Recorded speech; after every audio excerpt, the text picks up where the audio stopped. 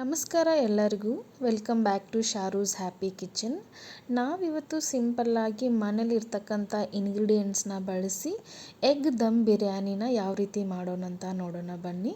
So ಸಿಂಪಲ್ಲಾಗಿ ಕ್ವಿಕ್ಕಾಗಿ ಒಂದು 10-15 ನಿಮಿಷದಲ್ಲಿ ನೀವು ಇದನ್ನು ಮಾಡ್ಕೋಬೋದು. ಸೊ ನಾನು ಒಂದು 4 ಈರುಳ್ಳಿನ ಕಟ್ ಮಾಡ್ಕೊಂಡಿದ್ದೀನಿ. ಟೊಮೊಟೊ, ಕೊತ್ತಂಬರಿ, ಮೆಣಸಿನ್ಕಾಯಿ, ಶುಂಠಿ ಬೆಳ್ಳುಳ್ಳಿ ಪೇಸ್ಟು, ಖಾರದ ಪೌಡರು, ಚಕ್ಕೆ, ಲವಂಗ, ಏಲಕ್ಕಿ, ಪಲಾವ್ ಎಲೆ ಹಾಗೂ ಮರಾಠ ಮೊಗ್ಗು, 1 ಗ್ಲಾಸ್ ಅಕ್ಕಿನ ತೊಳೆದಿಟ್ಕೊಂಡಿದ್ದೀನಿ ಹಾಗೂ ಬಾದ್ಸಾ ಮಸಾಲವನ್ನು ಕೂಡ ತಗೊಂಡಿದ್ದೀನಿ. ಮೊದಲು ನಾನು ಬೇಯಿಸಿಟ್ಕೊಂಡಿರುವಂಥ ಎಗ್ಗನ್ನು 1 ಟೇಬಲ್ ಸ್ಪೂನ್ ಆಯಿಲ್ನ ಹಾಕಿ ಅರಿಶಿನ ಪೌಡರು ಹಾಗೂ ಖಾರದ ಪೌಡರ್ನ ಹಾಕಿ ನಾನಿಲ್ಲ ಡೀಪ್ ಫ್ರೈನ ಮಾಡ್ಕೋತಾ ಇದ್ದೀನಿ. ಇಲ್ಲಿ ನೋಡ್ತಾ ಇರ್ಬೋದು, ಇದೇ ರೀತಿ ನೀವು ಸ್ವಲ್ಪ ಎಗ್ಗನ್ನ ಫ್ರೈ ಮಾಡ್ಕೋಬೇಕಾಗತ್ತೆ.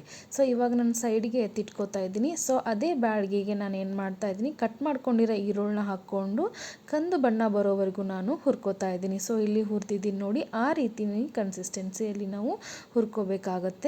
ಸೊ ಈ ರೀತಿ ಆದರೆ ಸಾಕು. ಇವಾಗ ನಾನು ಒಂದು ಕುಕ್ಕರ್ಗೆ ಒಂದು 50-60 ಗ್ರಾಮ್ನಷ್ಟು ಎಣ್ಣೆನ ಹಾಕಿ ಹೋಲ್ ಸ್ಪೈಸಸ್ನ ಹಾಕ್ತಾ ಇದ್ದೀನಿ. ಸೊ ಇದೇ ಟೈಮಲ್ಲಿ ನಾನು ಏನು ಮಾಡ್ತಾ ಇದ್ದೀನಿ, ಶುಂಠಿ ಬೆಳ್ಳುಳ್ಳಿನ ಪೇಸ್ಟ್ನ ಹಾಕಿ ಸೊ ಒಂದು ಮಿಕ್ಸ್ ಕೊಡ್ತಾ ಇದ್ದೀನಿ. ಸೊ ಅದೇ ಈರುಳ್ಳಿಯಲ್ಲಿ 1-2 ಗೆಡ್ಡೆಯಷ್ಟು ಈರುಳ್ಳಿನ ಕಟ್ ಮಾಡಿ ಇಟ್ಕೊಂಡಿದ್ದೆ. ಸೊ ಆ ಈರುಳ್ಳಿನ ಹಾಕಿ ಸೊ ಮಿಕ್ಸ್ ಮಾಡ್ಕೋತಾ ಇದ್ದೀನಿ. ಸೊ ಇವಾಗ ನಾನು 4-5 ಮೆಣಸಿನ್ಕಾಯಿನ ಕಟ್ ಮಾಡಿ ಇಟ್ಕೊಂಡಿದ್ದೆ, ಅದನ್ನು ಕೂಡ ಹಾಕ್ಕೊಂಡು ಫ್ರೈ ಮಾಡ್ಕೋತಾ ಇದ್ದೀನಿ. ನಿಮಗೆ ಒಳ್ಳೆ ಬಿರಿಯಾನಿ ಟೇಸ್ಟ್ ಬೇಕಾದರೆ ನೀಟಾಗಿ ಈರುಳ್ಳಿ, ಟೊಮೊಟೊ, ಮೆಣಸಿನ್ಕಾಯಿ, ಶುಂಠಿ ಬೆಳ್ಳುಳ್ಳಿ ಪೇಸ್ಟನ್ನ ನಾವು ನೀಟಾಗಿ ಫ್ರೈ ಮಾಡ್ಕೋಬೇಕಾಗುತ್ತಾ. ಇಲ್ಲಿ ನಾನು 2 ಕಟ್ ಮಾಡ್ಕೊಂಡಿರೋ ಟೊಮೊಟೊನ ಹಾಕಿ ಫ್ರೈ ಮಾಡ್ಕೋತಾ ಇದ್ದೀನಿ.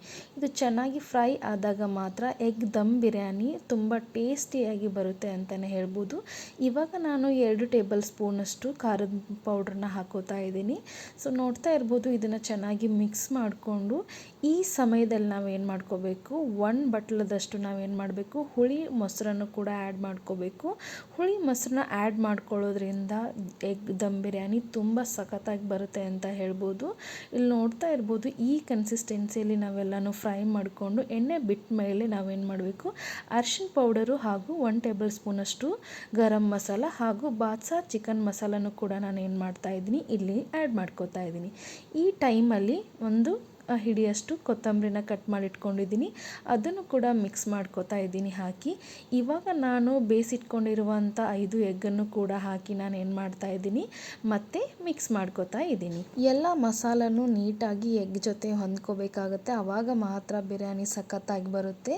ಇಲ್ಲಿ ನೋಡ್ತಾ ಇರ್ಬೋದು, ಸಖತ್ತಾಗಿ ಎಗ್ ಮಸಾಲ ರೆಡಿ ಆಗಿದೆ. ಇವಾಗ ನಾನು 1 ಕಪ್ನಷ್ಟು ಅಕ್ಕಿನ ತೊಳೆದಿಟ್ಕೊಂಡಿದ್ದೀನಿ. ಸೊ ಈ ಟೈಮಲ್ಲಿ ನಾನು ಏನು ಮಾಡ್ತಾ ಇದ್ದೀನಿ, ರುಚಿಗೆ ತಕ್ಕಷ್ಟು ಉಪ್ಪನ್ನು ಹಾಕ್ಕೊಂಡು ಸೊ ತೊಳೆದು ಇಟ್ಕೊಂಡಿರುವಂಥ ಅಕ್ಕಿನ ಹಾಕಿ ಏನು ಮಾಡ್ತಾ ಇದ್ದೀನಿ, ಮಿಕ್ಸ್ನ ಕೊಟ್ಕೋತಾ ಇದ್ದೀನಿ. ಸೊ ಈ ರೀತಿ ನಾವು ಎಣ್ಣೆಲಿ ನಾವು ಅಕ್ಕಿನ ಹುರ್ಕೊಂಡು ಹಾಕೋದ್ರಿಂದ ಏನು ಮಾಡುತ್ತೆ, ಬಿರಿಯಾನಿ ಚೆನ್ನಾಗಿ ಬರುತ್ತೆ ಅಂತ ಹೇಳ್ಬೋದು. ಇವಾಗ ಇಲ್ಲಿ ನಾನು 1 ಗ್ಲಾಸ್ ಅಕ್ಕಿಗೆ 1 ಗ್ಲಾಸ್ನಷ್ಟು ನಾನು ಏನು ಮಾಡ್ತಾ ಇದ್ದೀನಿ, ನೀರನ್ನು ಹಾಕೋತಾ ಇದ್ದೀನಿ.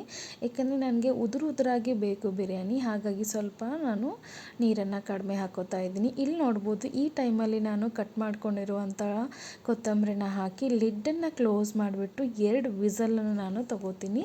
ಸೊ ನೀವು ನಿಮ್ಮ ಕುಕ್ಕರ್ಗೆ ಅನುಗುಣವಾಗಿ ವಿಸಲ್ನ ತಗೋಬೋದು. ನಮ್ಮ ಕುಕ್ಕರು 2 ವಿಸಲ್ಗೆ ಸಾಕಾಗುತ್ತೆ. ನೀವೇ ನೋಡ್ತಾ ಇರ್ಬೋದು ಎಷ್ಟು ಸಖತ್ತಾಗಿ ಬಂದಿದೆ ಬಿರಿಯಾನಿ ಅಂತ ಹೇಳಿ.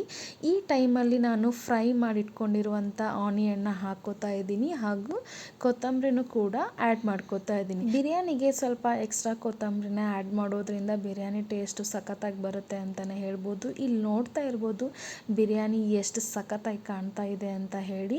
ಸೊ ನೀವೇ ನೋಡ್ತಾ ಇರ್ಬೋದು ಎಷ್ಟು ಚೆನ್ನಾಗಿ ಬಂದಿದೆ ಅಂತ ಹೇಳಿ. ಟೇಸ್ಟ್ ಕೂಡ ಅಷ್ಟೇ ಸಖತ್ತಾಗಿತ್ತು. ಇದ್ರ ಜೊತೆ ನಾನು ಏನು ಮಾಡ್ತಾ ಇದ್ದೀನಿ, ಇಲ್ಲಿ ಡಾಬಾ ಸ್ಟೈಲಲ್ಲಿ ಕೊಡೋ ಥರ ನಾನು ಏನು ಮಾಡ್ತಾ ಇದ್ದೀನಿ, ಶಿರ್ವಾನ ರೆಡಿ ಮಾಡಿದ್ದೀನಿ. ಸೊ ನೀವು ಟ್ರೈ ಮಾಡಿ ಹೇಗೆ ಬಂತು ಅಂತ ಕಮೆಂಟ್ ಮಾಡೋದನ್ನು ಮರಿಬೇಡಿ. Thank you.